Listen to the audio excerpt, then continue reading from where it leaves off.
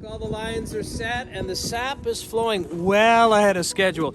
You know, many maple producers in Ontario are reporting 1 to 2 weeks ahead of schedule, whereas other maple producers in the U.S. Northeast, they've been saying the sap has been flowing by almost 4 weeks ahead of schedule, and that's not a good thing. It's all because of the record warmth we've been experiencing for this month. Now, I will admit, today it's a little colder, so although there's sap in these tubes, it is frozen today. It's not literally flowing, but it has been.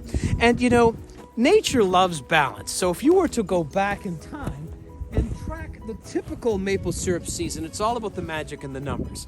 When you go from -5 at night to a +5-degree day, that's where the action starts. In these trees, once it becomes +5, it starts to thaw and it begins to flow. In fact, that temperature change increases the pressure in these trees, so it has to come out. So sometimes you'll look at a tree and you'll see it actually, you know, coming out on the trunk here, but it's the key signal to a maple producer to start tapping the tree because it is flowing.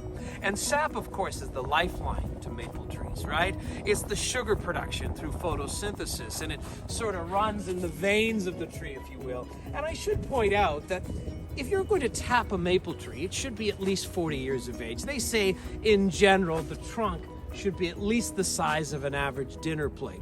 But what's alarming that researchers and scientists are studying is that the typical maple syrup season now is starting earlier and it's not lasting as long.